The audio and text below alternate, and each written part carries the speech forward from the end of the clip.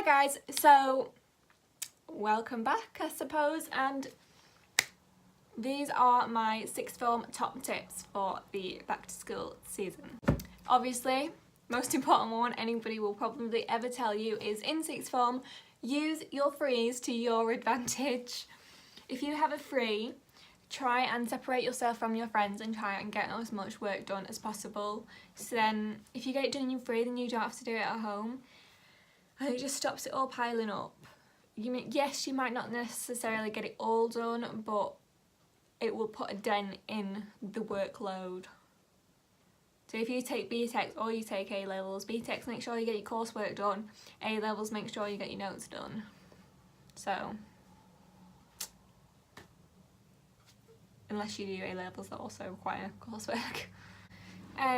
Try your best to build good relationships with your teachers, because you will probably need to rely on them a lot. And if you don't have a good teacher, then I am very sorry for you. Part of the reason to build good relationships with your teachers is that you are absolutely probably going to need to ask for help, and don't be afraid to do that. I mean, I'm afraid to ask for help in a lesson. I will not ask for help in a lesson, but I will ask for help after a lesson. So, you know, don't be scared to go to them, especially if you're new, because in the long run you need to make sure that you understand everything to be able to get your grades. It's like, if you don't understand something from that lesson, sort it out then. Don't go home for 3 months, revise, and then realise, oh, I can't do this, and then go back and ask. Make sure you sort it out straight away. Yeah, straight from the off and all throughout the sixth form, make sure you complete all of your homeworks to a high standard. This will also help with building a good relationship with your teachers. And it's the same as like doing a mock. If you put your effort into doing a mock, then that should help you revise later. If you put a lot of effort into doing your homework, then that helps you learn, even if you don't feel like it does. So put a lot of effort into them.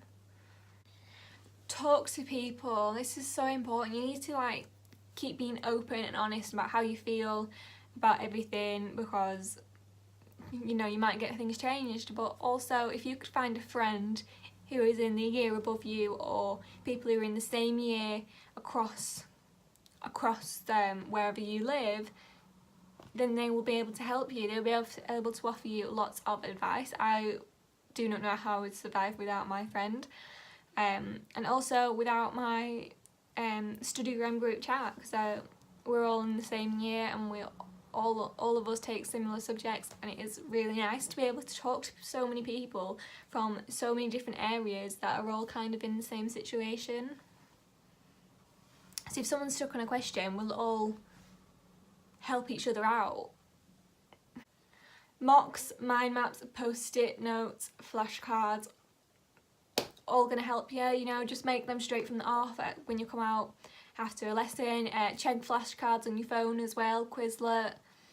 Just do them straight away, just so you've got them, just so they're ready. Yeah, make sure you do that. Exercise. Exercising can improve your positivity, your mindset. I feel like exercising really did help me last year. I had this routine every single night. I'd revise for an hour after school between 9 and 10 o'clock. I would always do that, and it always gave me a set break that I knew I was going to have. I enjoyed exercising. It made me feel happier. So you might want to give that a try. Or meditation, you know. Meditation, yoga, exercise, and keep hydrated. In that sense, also try to keep your positive attitude going, because school is not the enemy. Yes, some things may be hard and it may be down to the spec's fault, but it's not your teacher's fault, it's not the school's fault. Get experience. One of the most important things to do in year 12, and in my personal opinion you should do it in your year 11 summer, is to get work experience and join clubs and things that you can put on your CV and personal statements. So the clubs may include school council as one. Work experience, even if you're not interested in the job, just so you can make sure that you're not interested in the job, just so you can do something. Yeah, it can be actually quite easy to get work experience. Just email wherever you want, and even on Facebook, just message them asking, and they'll most likely be like, yeah, what date do you want to do? So, you know, don't be scared of doing that. Ensure all of your notes are completed after the lessons, because my notes personally, we have like a page full of text and then certain gaps of words are missing and you have to fill in the words. That's how our school does it. So if you missed a word, you need to go and ask other people in your class and make sure that you've got all of those filled in. In the same sense, you need to get your textbook, so if you can't ask anybody in your class, you can check with your textbook.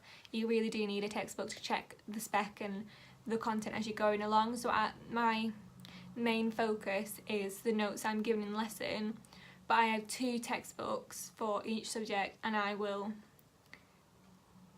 check, I don't mean like check, like I've got all my notes here, and say it's on this certain topic, so I'll go to that certain topic and use other 2 textbooks, and little tiny facts that may be missing, which aren't actually important, actually aren't on the spec or things like that, I'll just add them in anyway, just so it gives me like a broader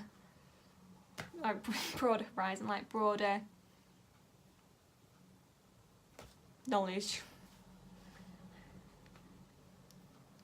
Keep to the dress code, part of the point of making good impressions, you know, good relationships, you need to keep on the good side. So yeah, stay organised. This could include keeping a planner, but I don't recommend a day-to-day planner because at sixth form you just won't need one.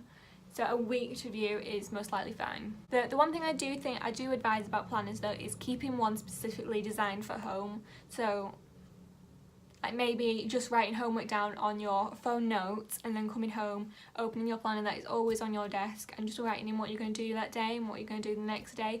That is a good way to stay organised. Keep your GCSE books handy, especially if you're taking a science. So I don't necessarily agree with people who say if you're taking a science for A level you need to make sure you know absolutely everything, because you don't, because there's different content. There's different content at A level as it is to GCSE, so it just wouldn't be any use. For like year 12, so there's no point revising for the entire year when you're going to learn it again anyway and it's going to be different. So don't do that, but keep your books handy because some subjects will overlap and then you can just double check them. It's like if you didn't really understand it at A level, you can refer back to your GCSE understanding, which you do understand, and then try and interpret it that way, but whilst trying to keep it at an A level standard. And that is especially important for maths, actually, more than science. I always check my maths books. Before I've got a maths exam, I'll check my GCSE maths books just to check that my knowledge is correct, because with sciences it's just content. It's like just learn all this content, that's all that's relevant at this point. But with maths it's constantly building on things that you've learnt before, so you need to check that your GCSE understanding is the same. Avoid drama if possible. This is my worst thing because I absolutely cannot avoid it, and they just like to follow me around, but you know, avoid drama if possible because it is not worth it. Try and maintain a quiet, clean desk, because if you do need to work at home, then that will probably be your lifesaver. And try and only ever be productive in there. Like, don't get used to sitting at your desk and not doing anything. If you know that you're not going to be able to be productive, then come away from your desk. Like, I don't work here, I work in the office, so I will only ever go in there if I'm going to be productive, and if I'm in there and start slacking off, I'll make sure I come out. So that really is only ever for productivity. I cannot get used to slacking in there. Take one day at a time, that's like most important thing, but it's most important thing for anything. Take each day as it comes. An exam pencil case. I didn't do this at GCSE, it was my absolute lifesaver at A level. Just like a separate pencil case where everything always is and you don't have to take anything out of it. Don't go the day before your exam think, oh, I'll have to take this pencil case apart to put into this pencil case. Just have that constantly there. That pencil case is that. Never ever, those pens never ever come out of that pencil case unless it's in an exam. Just like, yeah. In my personal opinion, again, is that A-levels are actually down to luck. It's like you could memorise absolutely everything on, as an example, the biology course. You could know absolutely everything, and yeah, that gives you a better chance of being able to do well, but you may have done absolutely everything as well. You may have done all the old spec mocks, you may have done all the new spec mocks, you may have made flashcards, post-it notes, other types of flashcards, mind maps. You may have done absolutely everything and know absolutely everything. But if you don't read the question properly on that day, or there's something wrong with the exam room which distracts you, or there's something wrong, or you're just not in that good mindset on that day, then you're not going to do that well, even if you know everything, because the maxims are so specific, so you really need to get into that mindset of the examiner, and if you just can't on that day, then it's not really your fault either. So yeah. Also to do with the workload, please do not be scared of A-levels at all. In my opinion, GCSEs are harder than A-levels just due to the amount of content and how hard it is. And at A-levels, you have more freedom, you have freeze, you have time to do things, you're given more responsibility. Everything is calmer. I mean, how I think of it is that one A-level is equivalent to 3 GCSEs.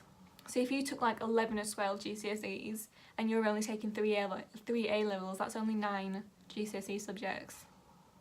So that's kind of how I feel the content is weighted. So if you're really worried about how much content there's going to be, it's 9 GCSE subjects, that's it.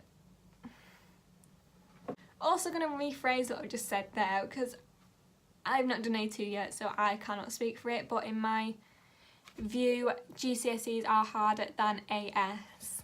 It's like the jump for everything, how rushed everything is, how much effort you have to put in for everything for a GCSE is extraordinary compared to year 12. I didn't really get stressed for anything. I was so calm. I'd done everything.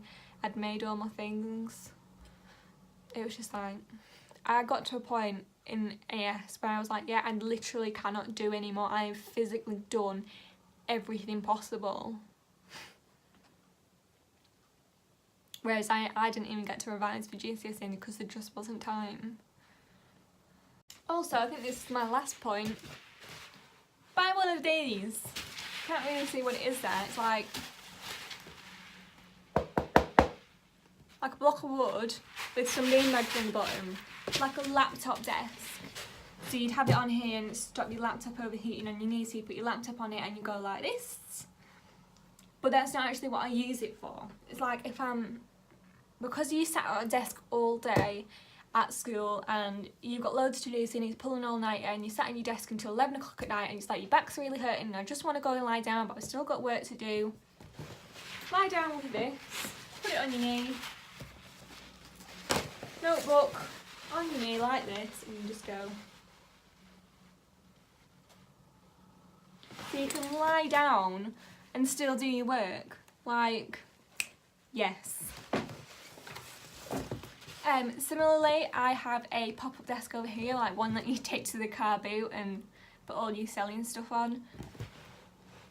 I use that a lot because I don't like being stuck in the same environment all the time. So I don't like sitting at the dining room every day trying to do work, and I don't like sitting in the office every day. So I've got a pop-up desk which I will sometimes pop up right here just because it's bigger. My desk isn't big enough to use. Or I'll pop it over there, right in front of the TV at 2 o'clock in the morning so I can do work whilst watching TV, or I'll put it downstairs in the lounge so I can watch TV with my family whilst doing work. Yes. So I very much hope this has helped somebody, and if it has, then please let me know. And also, I am wishing you all the very best of luck for sixth form. Good luck!